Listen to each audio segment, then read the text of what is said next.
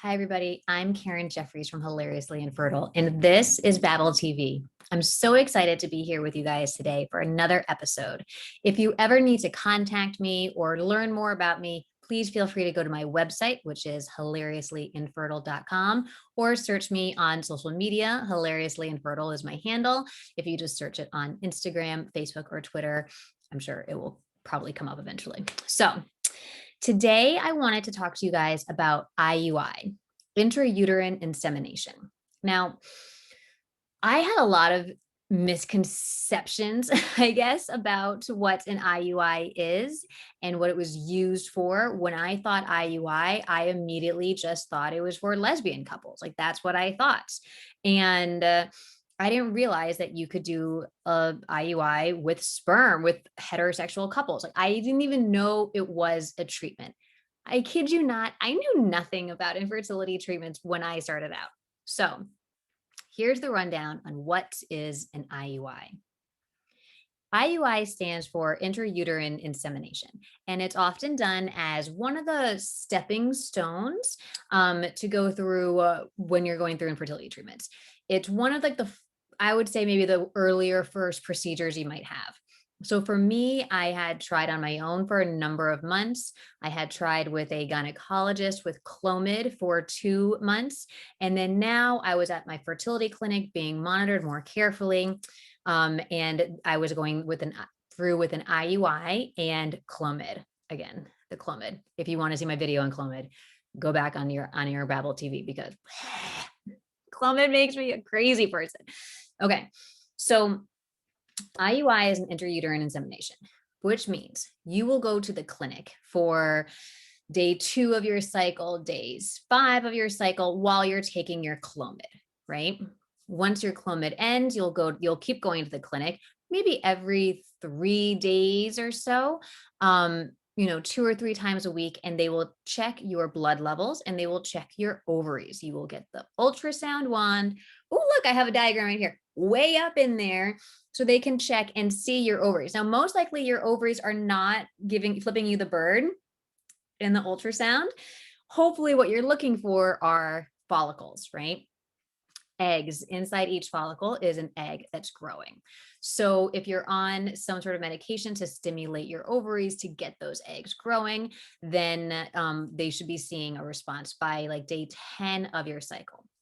So depending on your hormone levels, which they check in your blood, and your ovaries, then they will decide when is the right time for you to have your IUI.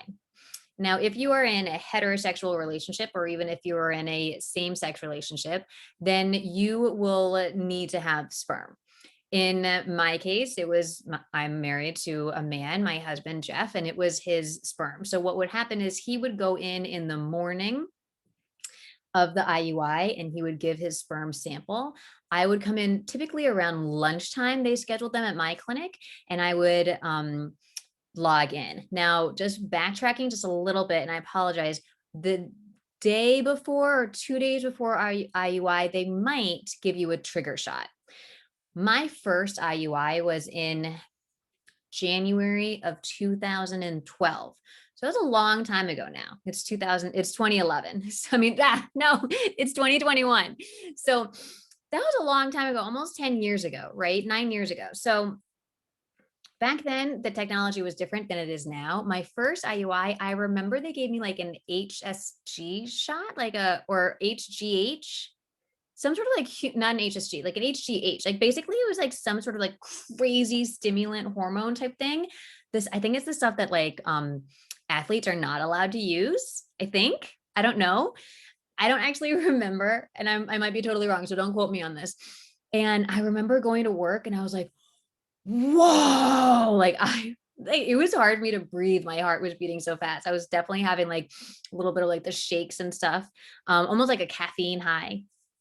So that was 2 days or a day before, I don't remember, before my IUI. The morning of the IUI, my husband went in to give his sperm sample. Back then, they didn't have the great Wi-Fi stuff that they have now. So it was a little bit not as fun. He would bring his own iPad because that was another part of the whole thing, is that by this point in our marriage, which we were only married a year and a half at this point, and by this point in our marriage, we had already had really in-depth conversations about my husband's porn preference and the clinic's porn selection and how they didn't exactly match up. Now, some of these conversations you might not have in your first year of marriage, first year and a half of marriage, but we did because we were going through infertility. And I don't think it was a bad thing that we had those conversations. It actually brought us a little bit closer because I was like, huh, I never knew that. I never knew that that's what you preferred, right? So my husband went in and gave his sperm donation, and throughout the morning, the lab on site cleans and buffs their sperm. And that's actually, those are the words that my doctors said to me when he explained the process. He said, they will clean and buff your sperm. And I just remember like trying to keep a straight face during that. It's like, seriously, clean and buff? Like, what? I just pictured like little Oompa Loompas cleaning each individual sperm. Like, I was like, what? That can't be the right words, but it is, I guess. I don't know. So while his sperm are at the spa, I would go to work or do whatever I needed to do. And then I would come in, around lunchtime when my IUI was scheduled. When you go in for an IUI, you've already had your blood and ultrasound, so you don't really need those again. You just go in, you lay down, feet in the stirrups, right? Like always. You put the blue cloth down and they come in and they double check that you are this person, that your name and date and patient identification number matches your husband's, that you're actually putting the right sperm up into the right vagina. All these things are super important, and your clinic should be double checking that. If they're not, I'd be like, why aren't you double checking what sperm you're putting inside me right now?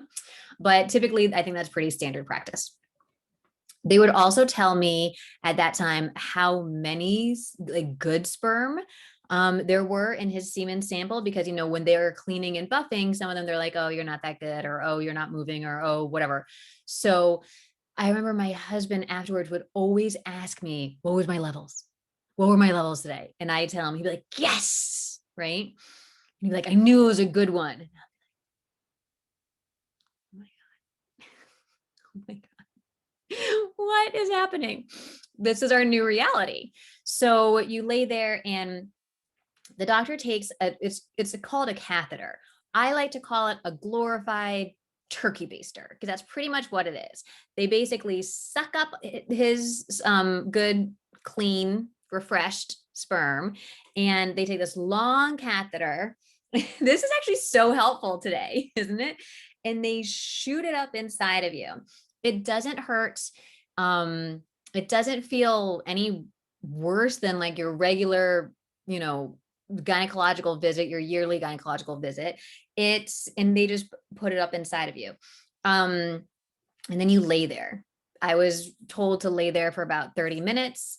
The first time I remember laying there and I had forgotten my phone and I didn't want to stand up and go get it. And it was like in my pocketbook or my purse in like this weird area. And I was just like, I'm not going to ask someone to go get that for me. Like, that's ridiculous. And like, you're not a diva. So I just like laid there for 30 minutes, bored out of my mind, because I don't have the attention span to sit or lay someplace for 30 minutes. I pretty much was playing like connect the dots on the ceiling with that like popcorn, that ceiling that they have like all the holes in it. I was like, this is horrible. So don't forget your phone when you need to lie there for 30 minutes. So you lay there and you just kind of, think about swimming sperm. And then after 30 minutes, they come in and they say, you're free to go, or you can just go on your own and you're allowed to go about your day. They do recommend having intercourse that night, again, if you are in a heterosexual relationship. And then that's it. Then you have to wait. And that's the 2-week wait, which we all hate. Now, I get a lot of questions on my platform of how to manage your emotions, how to manage your feelings, how to manage all of it during the 2-week wait. And I'm actually going to do another video on specifically just on the 2-week wait for BabbleTV. But I think the most important thing to remember here is that like it's really hard. Just be nice to yourself. Give yourself some credits. I was an insane person during my 2 week wait. I would like feel like, oh, like just now, like I just had like felt like a little bubble in my stomach up here. And if I was going through because I'm hungry, it was like a rumble. If I was going through my 2 week wait, I'd be like, oh, that was something. That was something. Like every little thing. Meanwhile, I was like, no, that wasn't something. You're hungry. Or no, that wasn't something. You need to eat, like you just ate nachos and like your stomach's upset or whatever the case may be.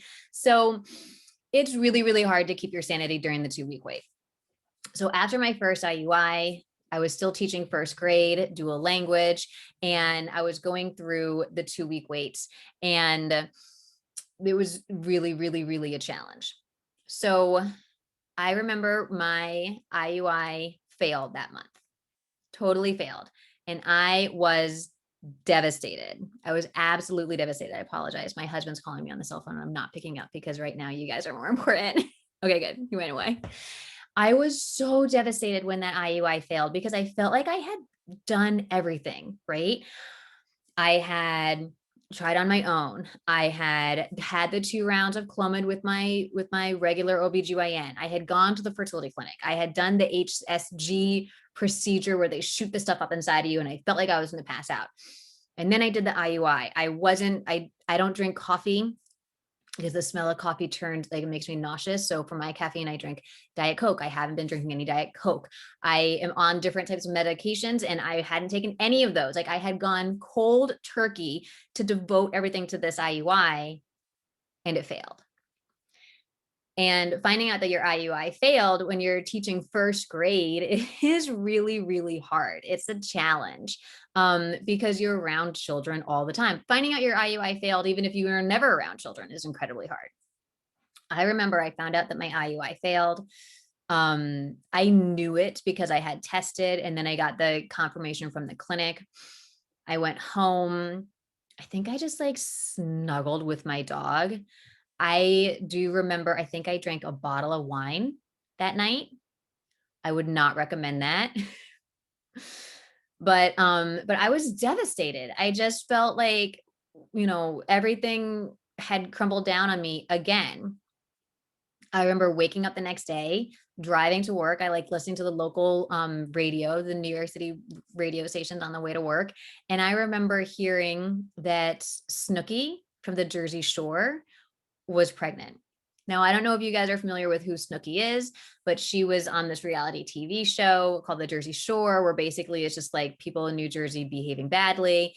And again, no shade to Snooki, whatever her real name is, but this was 9 years ago. So this like Snooki has eventually, during this time, since now it's 2021, she's had children, rebranded herself as a completely capable, competent mom. 9 years ago, she had just been pulled out of a bar, like by her hair down at the Jersey Shore, like a few weeks earlier. So I was like, what? Like Snooki is pregnant? Like seriously, when you're going through infertility, it feels like everyone in the world can get pregnant except for you. And you're sitting there like, she's pregnant? Like, wasn't she just arrested for like drunken disorderly conduct or something like that? Like it was like insane. And that's just how it is. That's what you feel. And I remember thinking to myself, wow, okay, I guess that makes total sense. I have a 45 credit master's degree and devoted my entire life to children and educating children and helping children, especially children, underprivileged children. But no, that makes total sense. So it's really, really hard and it's normal to have those feelings. There's nothing wrong with those feelings. Those feelings are completely legitimate. And it's just a matter of how we then portray those to other people, right? Like having those thoughts and feelings in your head is one thing. So controlling them is another whole thing, which is actually really, really tricky. So that's what an IUI is. Now, on my second IUI, which was the following month, February of 2011, again, going through all the motions. It was a Friday, I remember. And my older sister, Katie, she lives in Chicago. I live in New York. And she called me at like 4 o'clock in the morning She was pregnant, but she wasn't due for 5 weeks. And, she said, I'm at the hospital, I'm in labor. And I just kind of lost my mind because I was like, I can't get to you. I had had this thought in my head that when my sister went into labor, that I would like be there. I would get there and I would be there for the birth. Like that was a big deal for me. This was our first child in our family. You know, she was the first one. So it was a big deal for me to be there and to be supportive. And I wanted to be there. And I was like, I can't get to you. I have an IUI. And then I start Googling, can I fly after having an IUI? And I decide that it really, at the end of the day, it doesn't matter if I'm allowed to fly or not after an IUI. I'm not missing the birth of my nephew. But the timing was a little bit off. So my IUI was that day at like noon or something like that. So I went from home straight to the IUI, and then laid there for 30 minutes. I don't even think I lay there for the full 30 minutes because I was losing my mind because I was getting text message updates from my sister's husband about the labor and the delivery and all this stuff. And she was moving along, like it was progressing. And so I was like, oh my gosh, I literally run out of the clinic, get in a cab in New York City, drive to LaGuardia, run through LaGuardia, get on an airplane to Chicago. LaGuardia is the airport in New York City. And I remember running through O'Hare Airport and like, I am not a runner. I'm not a runner. I don't think I had run anywhere since like high school field hockey in like 1999. Like, I was just like, I can't believe I'm running, right? After having an IUI, when you're supposed to be like zen and peaceful. And I'm like booking it through O'Hare. I am crying hysterically, like sobbing because my nephew was born like right when we boarded the plane. And I remember everyone was staring at me because I was sobbing, and like it was like the really, really ugly type of crying where like you boogers and this, and everyone's staring at me. And I wanted to scream at them. I just wanted to say, stop staring at me. Like I just missed the birth of my first nephew because I am infertile and I can't get pregnant. So I had to go to an IUI today, and that made me miss this. And it was just like so many emotions. I couldn't even handle it. So I run through O'Hare. I get to the taxi line at O'Hare. And I always say this part, and I think it is kind of funny. The Midwestern part of the United States is known for being a lot nicer, a lot more polite than New York specifically. Like New Yorkers are known to be like kind of abrasive. Even though that's not actually true in my opinion. But so I get to the taxi line at O'Hare. And I learned very, very quickly that telling people that your sister just had a baby, it doesn't make them want to let you cut them in line. Because I actually thought, I was like, oh, my sister just had a baby, I'm trying to get there. Thinking that people would be like, oh, well, if that's the case, please go right ahead. And they're like, okay, like, why are you telling me this? Why are you sharing this with the entire taxi line? And I was like, damn it. I guess it doesn't make people want to let you go first. It doesn't. So I get to the hotel with my sister, and I hold my nephew for the first time. I remember it was such a magical moment. And then I went to the bathroom, and I was like super, super sick. And I just remember being like so stressed out. It must have been from the stress. I don't know. But after all of that, after the IUI, after the running through LaGuardia, running through O'Hare, being like having an upset stomach in the bathroom, I was just like, this IUI didn't work. Like I was just 100%, it did not work. There's no way that this worked. And I just remember thinking, we'll go for next month. We'll go for next month, and hopefully that will be better. So I had to leave my sister in Chicago, which was also really hard for me because my nephew was admitted to the NICU, like the neonatal ICU because he was not so premature, but he was premature enough that his brain and his lungs hadn't really figured out how to talk to each other yet. So, so he would just stop breathing every now and then, which looking back, it's not that scary because now he's a thriving 9-year-old boy. But at the time we were like, oh my God, right? Super traumatic. And I had to go back to work on Monday morning. So I flew back to New York and I went and taught for I think a week. And then I happened to be on vacation, school vacation that last week in February. So I flew back out to Chicago to be with my sister that entire week. And we just got up every day in our sweatpants and we went to the NICU and we just sat there with my nephew and we fed him and we just watched him try to figure out how to breathe on his own. I mean, he was breathing on his own, but then he would have these like bradycardial things where he would like stop and then come back. We'd be like, oh, because every time he did that, that meant we were going to be in the NICU for an added, I think it was like 3 days, like 72 hours or something like that. So we just sat there and we just hung out. And by the end of the week, my sister was like, why are you drinking so much water? And I was like, I don't know. I am so thirsty. I was just downing and downing and downing water. And she was like, okay, but I didn't think anything of it. Again, Friday night. So now it's, exactly 2 weeks after my IUI, or Thursday night, whenever it was. My sister said, aren't you supposed to take a pregnancy test for that IUI that you had 2 weeks ago? And I was like, no, like, yes, but no, whatever. It's going to be negative. Every single other pregnancy test I'd taken up to this point, probably at least a dozen, had been negative. So why would this be any different? And I was like, no, if it's going to be negative, it can wait till the morning. It'll be negative in the morning. Let's get some sushi. Right. And we sat there and had a glass of wine and ate sushi, which is like, I don't know, 2 of the worst things to do when you're pregnant. So, see, look at me judging Snooki. And here I am drinking a glass of wine and having sushi. So the next morning I took a pregnancy test and it was positive. And I was shocked. I actually took multiple pregnancy tests because I was like, what?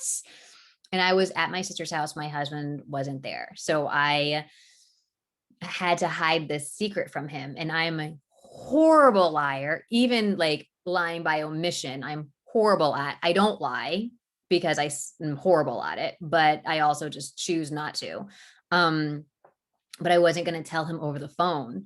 So my husband flew out the next day, which happened to be coincidentally my 30th birthday.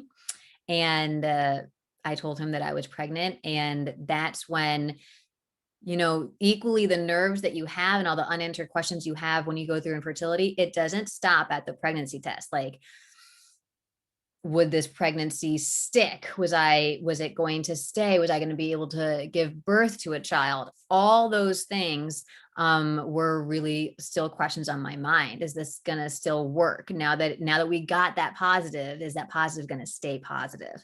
So that is my experience with IUIs. When I went back to have my second child, because we wanted them around 3 years apart, my clinics had just come into us. I ended up doing 5 IUIs. It was 4 like legit cycles, 4 cycles where I actually ovulated, but 5 IUIs because they think that on the first one that nothing ever happened. So we just kind of like stepped me up and we just went on with the next one. So that meant 5 months of Clomid and 5 IUIs, but really 4 that could have resulted in a pregnancy. And they all failed, every single one. And I remember every month the nurse would call me and she would say, Karen, I'm really sorry. And I'd be like, it's okay. I know, it's okay. I know, because I always tested beforehand and I just be like, I know, it's okay. It's fine. I know the answer. And they felt so bad, especially as they keep happening. And my mindset, at least for my second child, was I have a child. Like I have one. So it's okay that this is failing. It's okay that like I have a child. And that's kind of how I kept, it was never like I have to give her a sibling. I wanted to give her a sibling, but I was just kind of like, it's okay that this keeps failing because I have a child already. And I'm so thankful for that child. So that was really hard. And then after that, I decided, and my husband supported me to go forward with IVF, which is a whole nother video. So if you have any further questions for me about IUIs or intrauterine inseminations, you can email me, you can message me on social media. I hope that I answered some of your questions, and I hope that when you experience or go through these things, I hope that you don't have to.